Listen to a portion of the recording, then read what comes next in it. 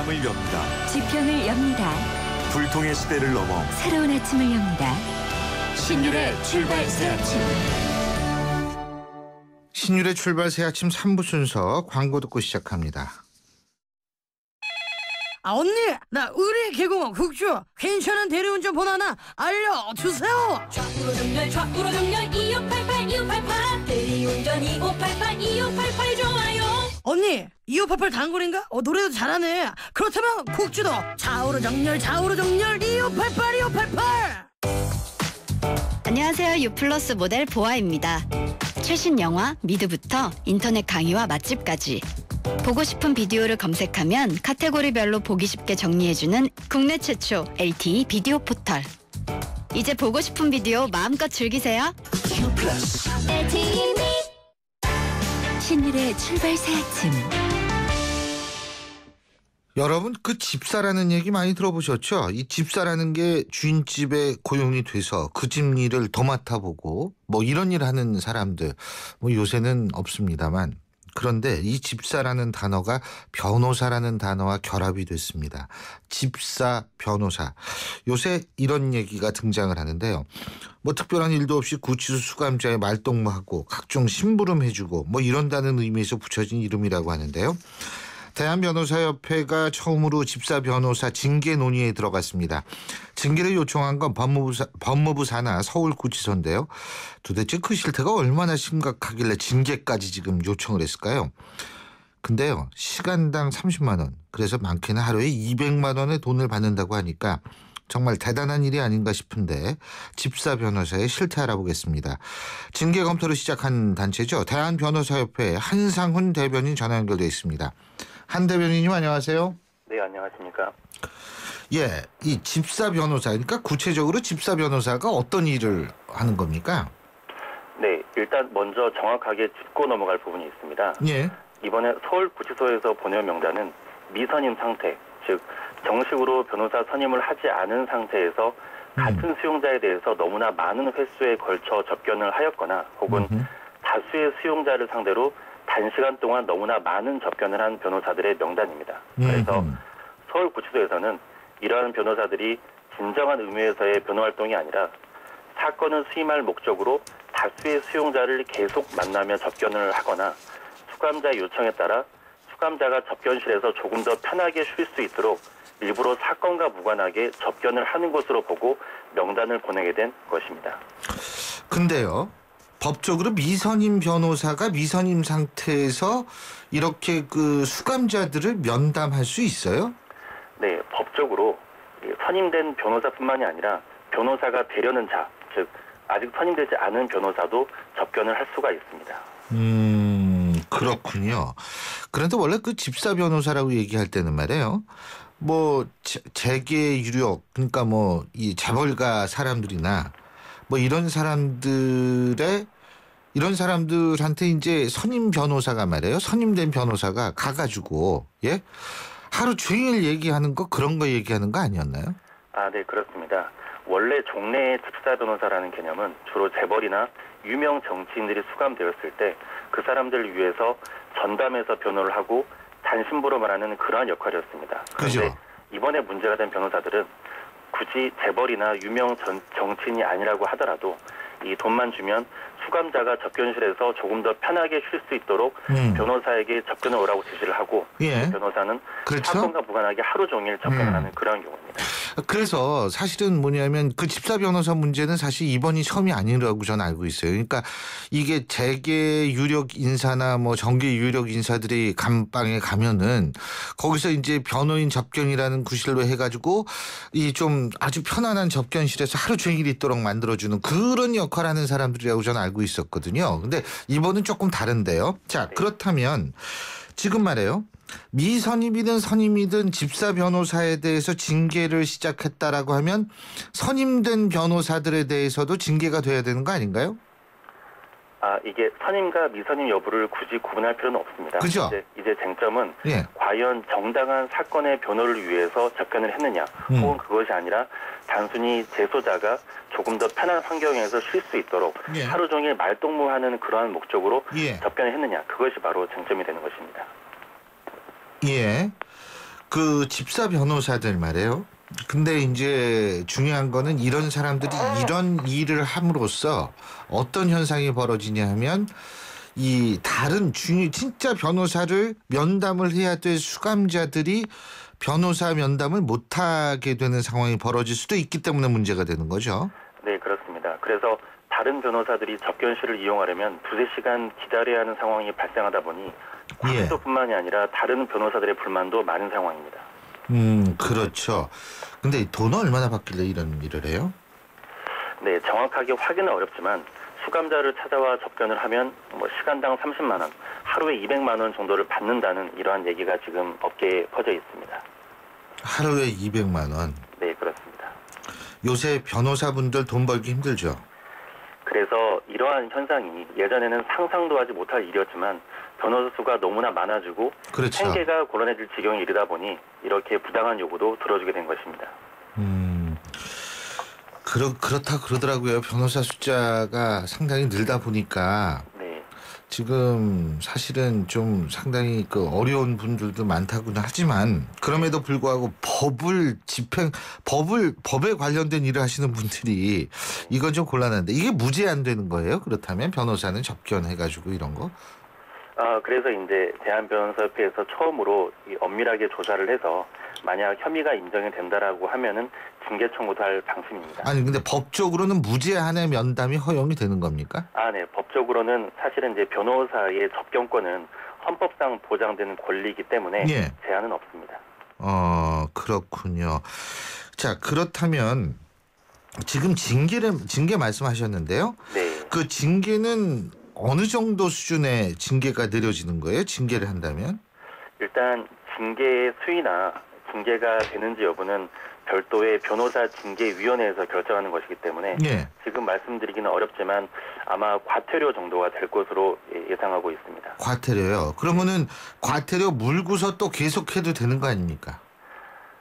네, 이론적으로는 그렇지만 아마 네. 만약에 또 적발이 된다라고 하면은 그 다음에는 더 중한 징계가 내려질 수 있습니다. 그리고 이러한 현상 자체에 대해서 저희가 면밀하게 조사를 하고 앞으로는 이러한 현상이 발생하지 않도록 조금 더 관리 감독을 철저히 할 계획입니다.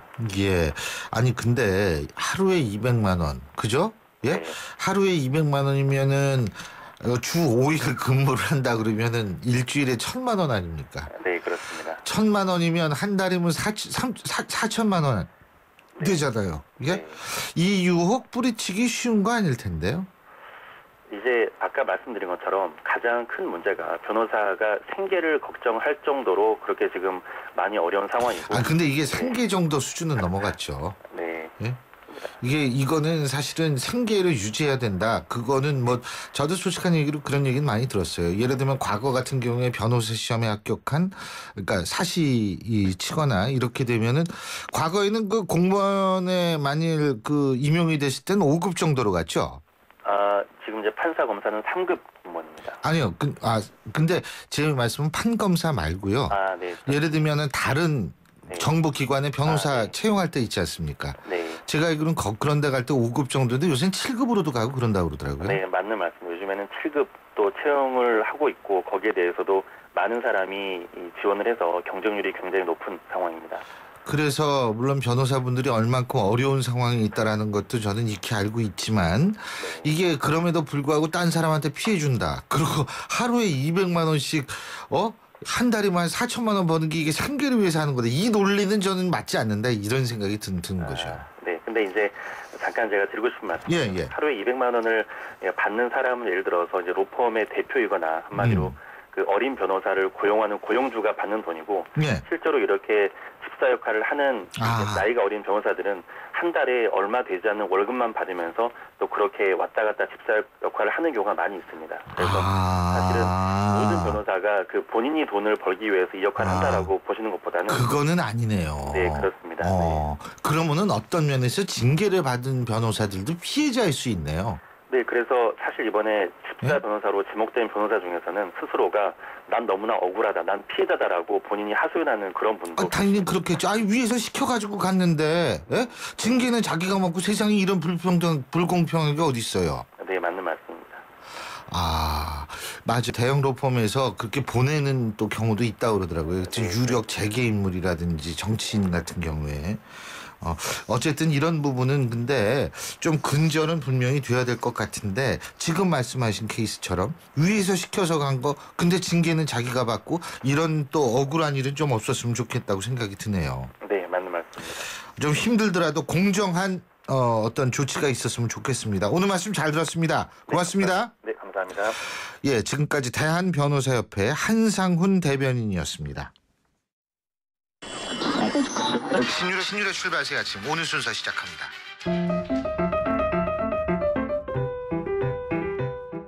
오늘 아침 당신이 듣고 싶은 뉴스 94.5MHz YTN 뉴스 FM 신율의 출발 새 아침.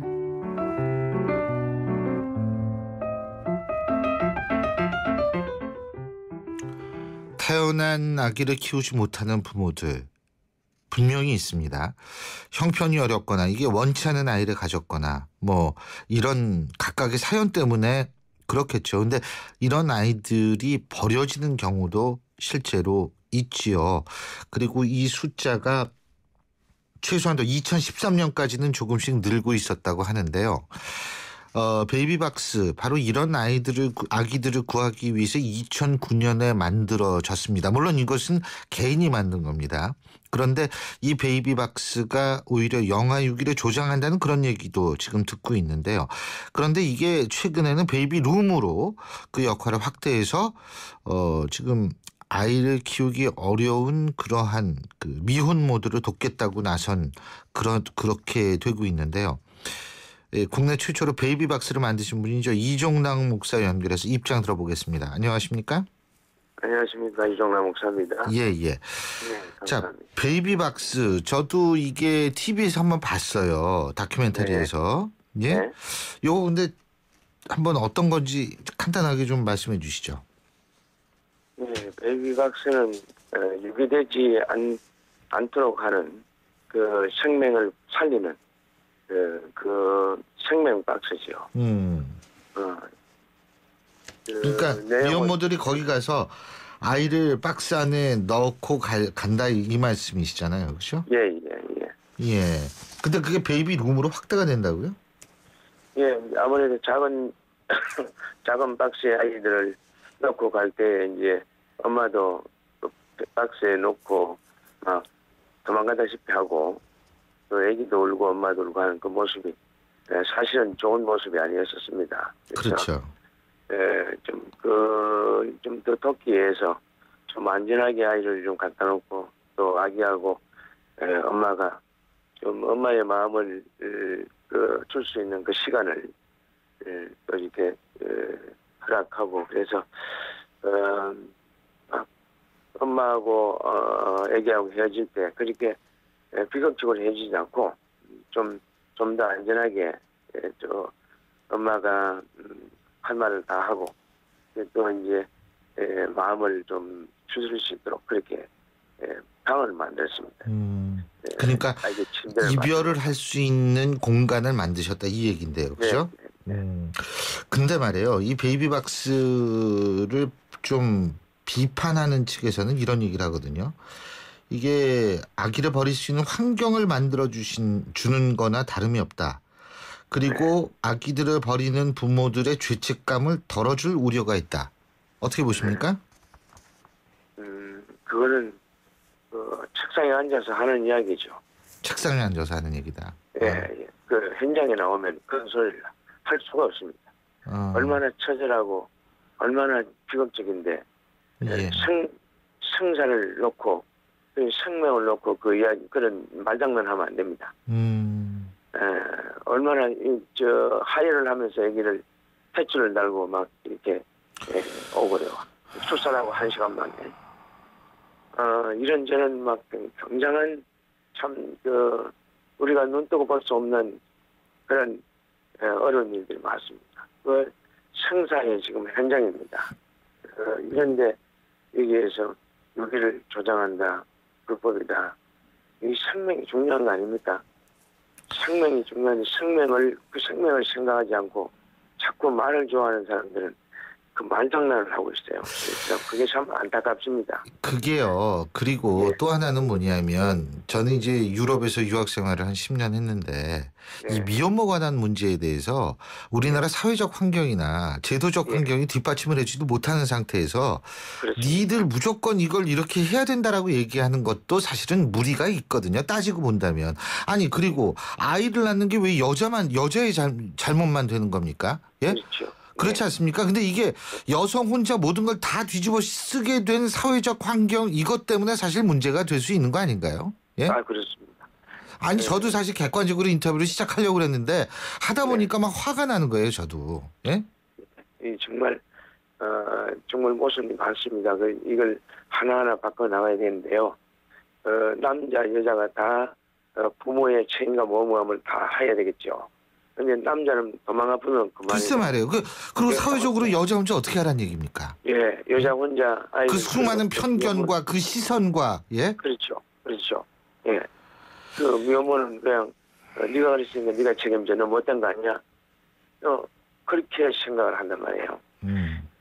이게 참 가슴 아픈 일입니다. 그래서 예. 어떤 아이는 사람을 쓰레기처럼 갖다 버리고요, 옥상에서 던지고요. 어떤 아이는 그냥 그 공동 화장실에서 글쎄요. 그대로 죽게 놔두고요. 이런저런 일로 아이들이 막 쓰레기처럼 버려져 죽어가고 있는 이 현실에 이에 대한 대안은 세우지 않고 자꾸 다른 일을 가지고 댓글을 거는 거는 참 그 인격이 안 됐다고 생각합니다. 그 사람들은. 그래서 그에 대한 대답은 제가 잘 안 합니다. 근데요. 예. 지금 저 목사님 아기를 갖고 오는 숫자가 요새 좀 많이 늘었습니까? 예, 조금씩 늘고 있습니다. 그게 입양특례법 때문에 그렇다고 그러는데 동의하십니까? 당연하죠. 예, 그건 우리가 데이터가 확실한 증거가 있으니까. 근데 그 입양특례법이 어떻길래 그런 겁니까? 입양특례법은 우선 출생신고 의무화입니다. 우리나라에 출생신고 의무화는 돼 있는 나라인데 더 강력하게 출생신고 안 하면 안 된다. 그래서 출생신고 할 수 없는 아이들, 출생신고도 안 되는 아이들도 출생신고를 하라고 그러는데 큰 말이 안 됩니다. 10대 아이들이 지금 베이 밖에 도는 아이들 중에 60%입니다. 10대가요? 10대 아이들 나이 적은 아이 만 14세 있습니다. 아니 어떻게 하다 그게.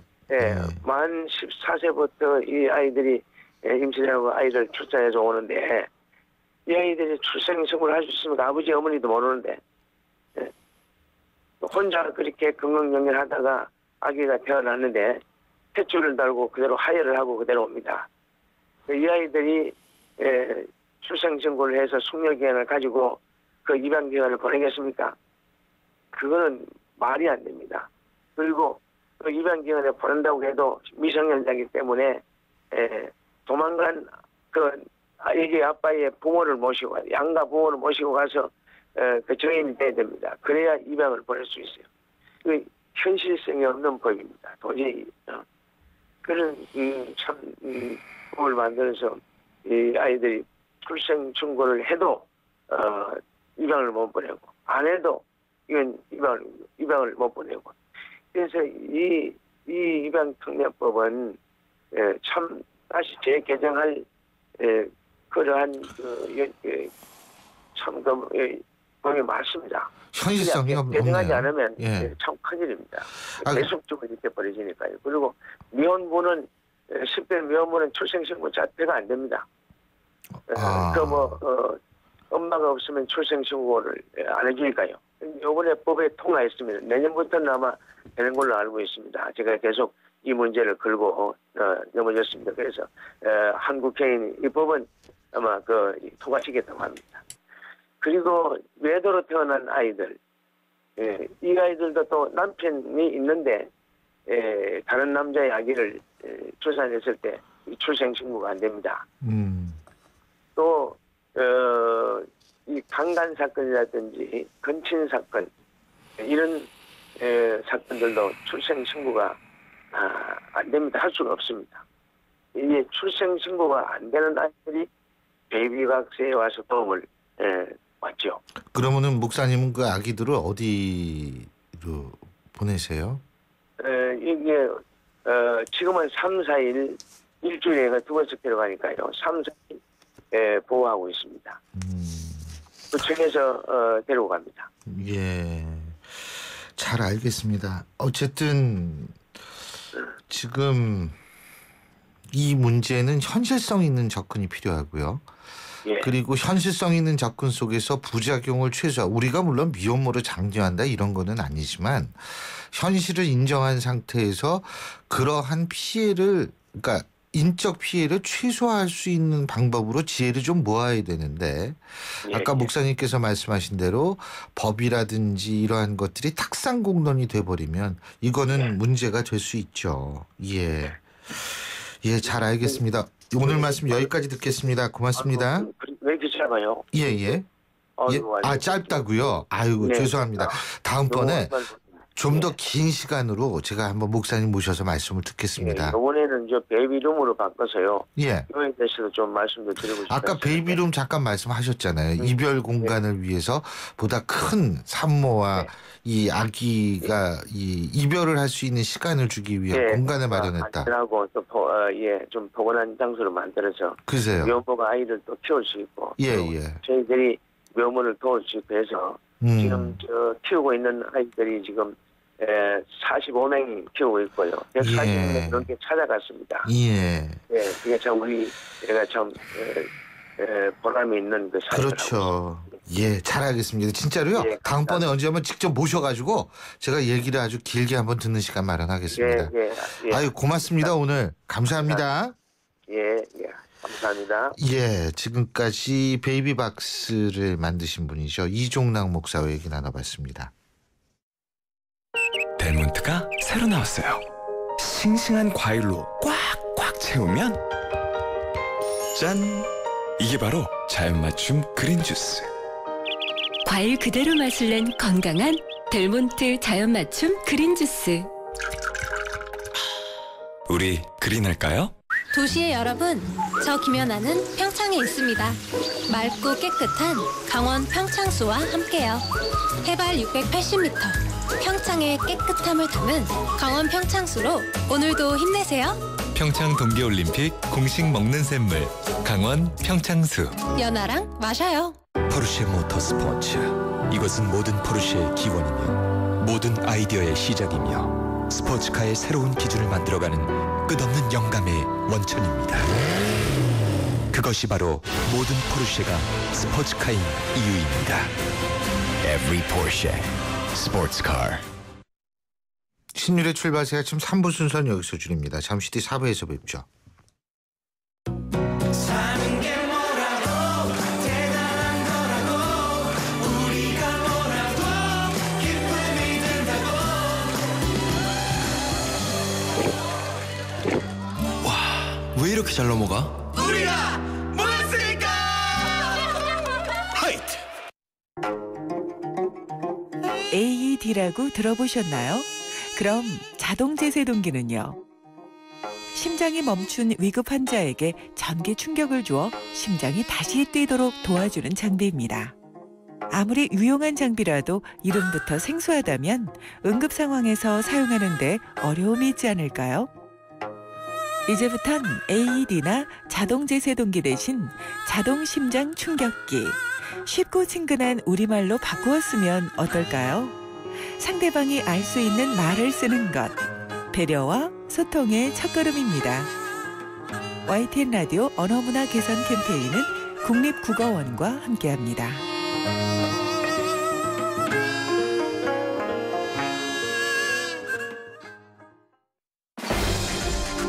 날카로운 분석, 내일을 보는 시선, 신율의 출발 새 아침. 신율의 출발새 아침 4부 순서 광고 듣고 오겠습니다. 내 이름은 보미. 아직은 하루 강아지지만 언젠간 든든한 시각장애인 안내견이 되고 말 거예요. 지금 보미닷컴에서 지켜봐 주세요. 삼성화재가 시각장애인 안내견과 함께 어두운 세상에 봄을 만들고 있습니다. 당신의 봄, 삼성화재. 밥을 짓는다, 옷을 짓는다. 짓는다는 건 마음을 다한다는 것. 가족을 위해 짓는 그 마음으로 집을 짓습니다. 의정부 밀락 2지구 2차, 3차, 동탄 2신도시 5차, 호반 베르디움이 다시 찾아옵니다. 지은이 호반건설. 포르쉐 모터스포츠. 이것은 모든 포르쉐의 기원이며 모든 아이디어의 시작이며 스포츠카의 새로운 기준을 만들어가는 끝없는 영감의 원천입니다. 그것이 바로 모든 포르쉐가 스포츠카인 이유입니다. Every Porsche Sports Car. 8시 35분 28초 지나고 있는데요. 그러고 보니까 벌써 오늘이 목요일이네요. 아유, 일주일 진짜 빨리 가죠. 예, 목요일 날 지금의 교통 상황 알아보겠습니다. 김재현 캐스터. 네, 출발새 아침 교통정보입니다. 목요일 출근길 그나마 여유가 있는 곳이 있는데요. 서부간선도로 상황입니다. 현재 외곽 쪽으로 이동하는 데는 목동교 부근에서만 잠깐 속도가 떨어지고 도심 쪽으로도 신정교 부근 일대로만 차간 거리 좁힙니다. 주변에 국회대로도 여의도 진입하는데 전체적인 흐름 상당히 좋아졌습니다. 양화대교 외에 사고 소식이 있는데 남단에서 북단 쪽으로 가는 길 중간 지점 1차로 그리고 3, 4차로에 걸쳐서 택시와 승용차의 추돌 사고입니다. 이 부근 지나는데 정체가 된다는 점 참고해서 이동을 하시기 바랍니다.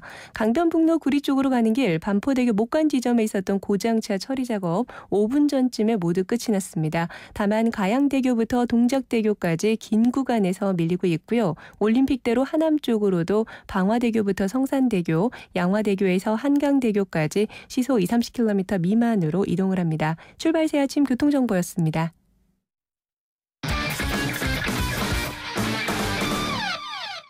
스포츠 소식 알아보겠습니다. 최동훈 스포츠 평론가 전화 연결돼 있습니다. 안녕하십니까? 예, 안녕하세요. 예. 경찰이 어제 그 프로농구 전창진 감독의 구속영장을 신청했는데 검찰이 기각을 했어요. 예? 이거 승부조작 혐의를 받고 있죠. 이 전창진 감독. 예. 이 경찰이 신청한 구속영장을 검찰이 기각을 했습니다. 예. 이 기각되면서 이 경찰은 이미 충분히 수사를 한 만큼 불구속 기소 의견으로 검찰에 송치할 계획이다. 이런 입장을 밝혔습니다. 예. 아, 그렇군요. 근데 구속영장 기각을 한 이유는 뭐죠? 표면적으로 보면은 이미 이 두 차례 경찰 조사를 이 전창진 감독이 성실하게 조사를 받았기 때문에 이 도주 및 증거 인멸의 우려가 있다고 단정하기 어렵다. 이것이 이제 이 표면적인 구속영장의 기각 이유인데요. 조금 더 생각을 해보면 이미 이 공범들은 이 구속이 된 상태이거든요. 이 구속된 공범들이 공모관계를 부인하고 있는 데다가 이 경찰이 제시한 이 통화 사실만으로는 이 검찰 쪽에서는 이 범죄 혐의 소명이 어렵다라고 판단한 것이 아닌가 이런 생각이 들기도 합니다. 아, 그렇군요. 그리고 좀 이제 딴 얘기 하는데 PGA 있잖아요. PGA. 이 프로골프 투어죠. 여기서 활약하는 배상문 선수가 결국 군대 가기로 했죠. 예, 그렇습니다. 가기로 했으면 좀 진작까지 그걸. 예. 예. 그 배상문 선수가 이 군입대 연기 문제로 이 지난 1월에 병무청으로부터 고발을 당했거든요. 네. 그러니까 여기에 반발을 해가지고 이 배상문 선수가 이 국외 여행 기간 연장 허가 신청 불허가 처분 취소 소송을 낸 겁니다. 예. 그리고 재판을 받아왔는데 어제 이 재판 결과가 나왔습니다. 이 법원은 이 병무청에 손을 들어줬고요. 예. 자, 이렇게 되니까 배상문 선수 조속한 시일 내에 귀국해서 이 병역 의무를 다 하겠다 이런 입장을 밝혔고요. 배상문 선수가 2013년부터 미국 영주권을 받아가지고 미국에서 선수 생활을 계속 해왔는데 이 병무청으로부터 지난 1월 31일까지 귀국을 해서 입대하라는 통보를 받았는데 이를 거부하고서 PGA 대회에 계속 참가를 해왔던 겁니다. 아, 그렇군요. 그리고 박주영 선수 아주 오래간만에 이름값을 했네요. 어제 포항전에서 2골 넣었다 그러죠? 예, 어제 FA 경기였었거든요. FA컵 경기였었는데 이 8강전이었습니다. 8강전에서 FC 서울의 박주영 선수 이 포항 스틸러스전에서 2골을 몰아 넣었습니다. FC 서울이 2대1로 역전승을 거뒀으니까 이 박주영 선수가 2골로 팀 승리를 이끌었다라고 얘기하는 게 맞는 것 같고요. 전반 24분에 동점골, 후반 22분에 결승골 잡아냈습니다. 예, 프로야구에서 삼성이 역시 올 시즌에도 제일 먼저 50승 고지에 올랐네요. 어제 기아하고의 경기였는데 안타 34개를 주고받는데 안타 사전이었습니다. 14대 10으로 이기고 올 시즌 가장 먼저 이 50승 고지에 올랐는데 예. 이 50승이 나름 의미가 있는 숫자입니다. 왜냐하면 이 역대 통계를 보게 되면은 가장 먼저 50승에 오른 팀이 정규리그 1위를 차지할 확률이 70%이거든요. 예. 때문에 올해 5년 연속 통합 우승에 도전하고 있는데 그만큼 가능성이 높아졌다라고 보시면 됩니다. 예, 잘 알겠습니다. 오늘 말씀 잘 들었습니다. 고맙습니다. 예, 고맙습니다. 예, 지금까지 최동훈 스포츠 평론가였습니다. 영화로 뉴스를 읽어보는 시간. 시네마인 뉴스.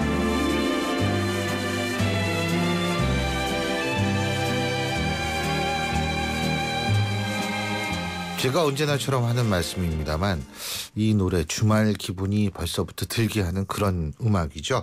자, 이 음악과 함께 언제나 함께 하시는 분입니다. 영화 평론가의 대부시죠. 오동진 평론가 나와 계십니다. 어서 오십시오. 네, 안녕하십니까. 지난주에는 못 뵀었죠. 네. 예. 요새 이 셀마라는 영화가 개봉을 한 모양이에요? 개봉 어제 오늘 했습니다. 일부 극장에서는 어제 했고요. 공식 개봉은 오늘이죠. 네. 마틴 루터 킹 목사의 그렇죠. I have a dream. 네. 그죠? 마틴 루터 킹 목사가 이제 I have a dream 연설을 하고 나서 노벨상도 타고요. 네. 1965년도에 엘라베마주 셀마에서 가두시 평화행진을 벌이는 이야기를 그리고 있습니다. 이제 엘라베마주가 이제 그 당시에 민권법이 통과됐음에도 불구하고 흑인들에게 투표 참정권을 여전히 봉쇄하고 있었던 그런 주거든요. 예. 그래서 원래 그 마틴 루터 킹은 간디처럼 인도의 간디처럼 평화운동주의자 아니겠습니까? 평화시 비폭력 평화시를 주장하는 그런 운동 노선을 취하고 있었고요. 셀마에서 몽고메리까지 엘라베마주의 이제 셀마라는 도시에서 몽고메리시까지 이제 가두 비폭력 평화 시위를 벌이려고 하는데 엘라베마주의 주정부 그 주지사가 굉장히 또 폭압적인 사람이었어요. 그래서 이 1965년에 셀마에서의 가두 투쟁이 굉장히 탄압을 받고 또 여기에 참여했던 진보적인 그 백인도 살해당하는 일까지 발생하고 아주 격렬했던 시대를 그리고 있는 거고요. 이 당시에 린든 B 존슨 대통령이 이 마틴 루터 킹과의 어떤 여러 가지 협의와 합의와 또 타협과 이런 과정들을 그려나가고 있습니다. 왜 1965년도의 일을 지금 2015년 글쎄요. 50년이 지난 이후에 다시 한번 보여주고 있는가. 오바마 대통령은 셀마 행진은 아직 끝나지 않았다라고 얼마 전에 얘기를 했거든요. 그만큼 최근에 그 미국 경찰에 의한 흑인들 탄압과 또 흑인들에 대한 폭력, 린치 이런 것도 굉장히 많지 않습니까? 뭐 연일 미국 해외 토픽 소식을 통해서 해외 소식을 통해서 좀 전해주고 있는데 그만큼 그 미국 내에서의 흑인 민권운동이 여전히 50년이 지난 지금도 위기 상황이다 이런 것들을 보여주고 있기도 하고 저는 이 영화를 보면서 굉장히 많이 가슴 울컥했었는데요. 이 시대에 그 우리 사회에도 던지는 화두가 굉장히 많습니다. 그래서 예컨대 그 마틴 루터 킹이 끊임없이 협상하고 그것을 실천하고 또 운동으로 조직하는 어떤 그런 모습들 그리고 어쨌든 한 사회를 진보시키기 위해서 진화시키기 위해서 노력했던 모습들이 50년이 지난 지금도 여전히 그 큰 울림으로 다가오고 있습니다. 그리고요. 좀 우리가 듣기 안 좋은 얘기지만 우리나라도 인종차별이 굉장히 심한 나라 중에 하나입니다. 제일 심한 나라 중에 한 나라를 꼽히고 있죠. 네. 사실 유럽도 인종차별이 있습니다. 제가 이제 유학했을 때도 저도 그런 걸 많이 느꼈는데 우리나라에서 외국인으로 산다는 거 특히 이제 그냥 외국인이 아니라 아시아, 아프리카, 라틴 아메리카 쪽에서 오신 분들이 우리나라에서 어떤 편견과 이런 것에 시달리고 있는지를 사실은 반성해 볼 필요는 있습니다. 우리 자신이. 오죽했으면 화교가 나갔다가 다시 들어왔죠. 아프리카에서 오신 분들 같은 경우에 일부러 영어 쓰면서 미국에서 온 척을 한다라는 아주 이건 비극이거든요. 그래서 일종의 사대주의적 인종차별주의가 우리나라에 존재하는 것 아닌가. 이런 측면에서 사실 저는 좀 우리도 반성을 할 구석은 많다라는 생각이 듭니다. 그게 사실 미국 또 특히 그 와스프라고 하죠. 앵글로색슨족. 이 미국 백인에 대한 맹신이 있어요. 우리나라 사람들이요. 그게 아마 6.25 전쟁을 통해서 어쩔 수 없이 좀 배태된 부분도 있습니다만 미국을 생각하면 미국 백인만 생각하는 그런 경향이 있어서 아마 예. 그런 것들이 좀 극복하려면 시간이 걸릴 것 같고 이 영화에서 제일 감동스러운 장면들이 예. 그런 게 있습니다. 이제 그 흑인 청년이 이제 경찰에 의해서 살해당하거든요. 그래서 살해된 시체가 안치된 그 곳에 시신이 안치된 곳에 이제 마틴 루터 킹이 오죠. 근데 그 청년의 할아버지가 있는데 울지도 못해요. 그 심정이 오죽하겠습니까? 총 맞아 죽었는데 자기 손자가. 근데 마틴 루터 킹이 그 역시 제대로 울지도 못하면서 이런 대사를 하죠. 그러니까 전혀 드릴 말씀이 없다 제가. 그러니까 너무 죄송하기도 하고 뭐 등등해서 너무 드릴 말씀이 한마디도 드릴 말씀이 없다. 그런데 이것만은 분명하게 말씀드리겠다. 네. 저는 그 다음 얘기가 우린 꼭 승리합니다. 뭐 이런 얘기일 줄 알았어요. 그런데 그게 아니고 마틴 루터 킹이 그 할아버지한테 하는 얘기가 분명하게 말씀드릴 수 있는 것은 하나님이 제일 먼저 우셨다는 겁니다. 이런 예. 대사를 하더라고요. 그래서 그 지도자나 그 이런 사회운동가가 할 수 있는 그런 그 위로의 말 중에서 최고의 말이 아닌가 싶어요. 그러니까 그 할아버지한테 뭐 죄송합니다. 뭐 우리는 꼭 이겨낼 수 있습니다. 이런 얘기가 아니고 분명하게 말씀드릴 수 있는 것은 이 일로 하나님이 제일 먼저 우셨다는 겁니다. 이런 멘트가 그 역시 마틴 루터 킹이 한 시대를 끌어나갔던 지도자였다는 것이고 그 당시에 나이가 35밖에 안 됐어요. 그러니까 마틴 루터 킹 1968년도에 암살당했는데 38에 죽었으니까 이 30대 젊은 그 목사가 얼마나 진취적인 생각을 하고 있었는가를 보여주고 있습니다. 자, 그리고 암살 개봉을 했는데 네. 우리 오동진 평론가께서 이 영화도 심상치 않은 영화다. 흥행이 잘 될 수도 있다. 최동원 감독도 이런 그 케이팝 무비라고 하지 않습니까? 이렇게 그 한 무리를 지어서 어떤 때로는 그 도둑들처럼 최동원 감독의 도둑들처럼 이제 범죄 집단의 그 안에 얘기를 다루는 범죄 집단의 어떤 그런 음모가 진행되는 얘기를 다룬 그런 영화라든가 지금처럼 이제 1920년대 30년대를 배경으로 해서 그 독립운동을 했던 한 무리를 다룬다든가 어쨌든 그런 얘기를 다루는 데 있어서 최동원 감독이 이제 일가를 이뤘다 이런 평가를 받고 있고요. 역시 이 상업 영화가 어떤 구성으로 이루어져야 되는 거를 잘 아는 감독이고 관객들이 무엇을 원하고 있는가 어떤 재미를 원하고 있는가 그런데 단순한 재미만이 아니라 그 안에 살짝 또 어떤 의미를 끼워 넣기를 원하고 있는가를 그 면밀하게 알고 있는 감독 중에 한 명이다 이렇게 전 생각하고 있습니다. 아마 이 암살이 심상치 않습니다. 심상치가 않다. 네, 지금 첫날 50만 모았으니까. 그래요? 네. 어제 개봉해서 지금 50만 모았거든요. 그러니까 이제 주말 넘어가기 시작하면 심상치 않죠. 거기 요만한 하나의 그 독립운동가들의 사진 한 장에서 출발한 영화더라고요. 그렇죠. 그게 사실 대장금도 역사에서 딱 한 줄 나오는 거 가지고 그 시나리오로 적었고 그리고 왕의 남자에서 공길이란 그 이름 하나 역사에 그거 가지고 스토리가 된 건데 이번에는 또 이 암살 어떻게 되는지 한번 보고요. 빅3 빅4 대결 뭐예요 이번에? 이제 암살을 시작으로 해서 탐 크루즈 주연의 미션 임파서블 로그 네이션. 그거는 뭐 이제 끝도 없이 계속 만들어지는군요. 네, 그렇죠. 로그 네이션은 이제 불량 국가 이런 뜻이죠. 그래서 그게 2주 후에 개봉을 하고 2주 1주 차이로 암살 미션 임파서블 그다음에 베테랑 그다음에 이병헌 씨 주연의 협녀가 있죠. 요 네 편의 영화가 쭉 이어지고 있고요. 그 뒤에 또 이제 이준익 감독의 사도 뭐 등등해서 사실은 앞에 영화를 빅3, 빅4가 지금 이렇게 구성이 되는데 한 달 정도 이 영화들이 어떻게 극장가를 요동치게 할 것인가. 이것이 이제 하반기 극장가, 하반기 국내 영화계의 전체를 가늠하는 그런 요인이 될 것으로 짐작하고 있습니다. 아니 근데요. 그때 터미네이터. 네. 터미네이터에 이병헌 씨가 출연하면서 그것이 이병헌 씨의 재기 리트머스 시험지가 네. 될 것이다라고 말씀하셨는데 네. 유감스럽게도 터미네이터가 우리나라에서 그다지 흥행을 하지 못하지 않았습니까? 그럼에도 불구하고 안전하게는 됐죠. 뭐 이제 논란이 있거나 뭐 이병헌 씨가 맛배기로 이렇게 돼가지고 그렇죠. 그래도 300만이 넘었거든요. 그래서 300만 앞뒤로 됐을 거라고 제가 지금 짐작을 하고 있는데요. 어쨌든 만약에 이병헌 씨가 여기 나왔는데 여기 너무 작다, 악역이다, 뭐 등등등등 해서 또 하나의 논쟁이 됐거나 또는 네티즌 사이에서 또 이 악플이 달리거나 뭐 이런 거가 이어졌다면 협력 개봉이 쉽지 않았겠죠. 근데 이제 완충작용을 해준 것 같아요. 터미네이터를 통해서 이병헌 씨가 다시 한번 국내 팬들에게 자신의 모습을 선보이는데 일종의 한 고비를 넘겼다 이렇게 생각이 되고요. 지금 협녀의 마케팅 과정에서 보면 이제 관객분들이 그런 부분에 있어서 이병헌 씨 예전 스캔들에 대해서 조금은 다른 차원에서 다른 어떤 감도에서 받아들이고 있지 않나 이렇게 생각이 됩니다. 네.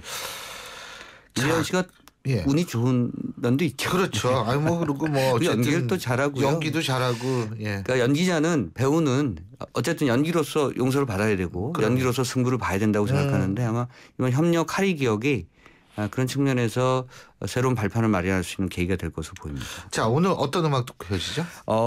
저는 셀마에 완전히 꽂혔고요. 셀마. 네. 이런 표현 드려서 죄송합니다만 저는 암살을 보실 관객분들에게 셀마를 함께 보시기를 간절히.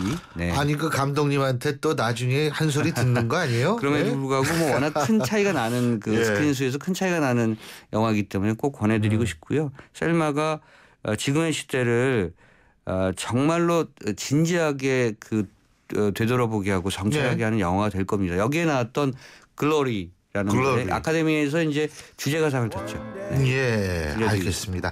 네. 예, 오늘 말씀 여기까지 듣고 다음 주에 뵙겠습니다. 고맙습니다. 네, 고맙습니다. 예, 지금까지 오동진 평론가였습니다.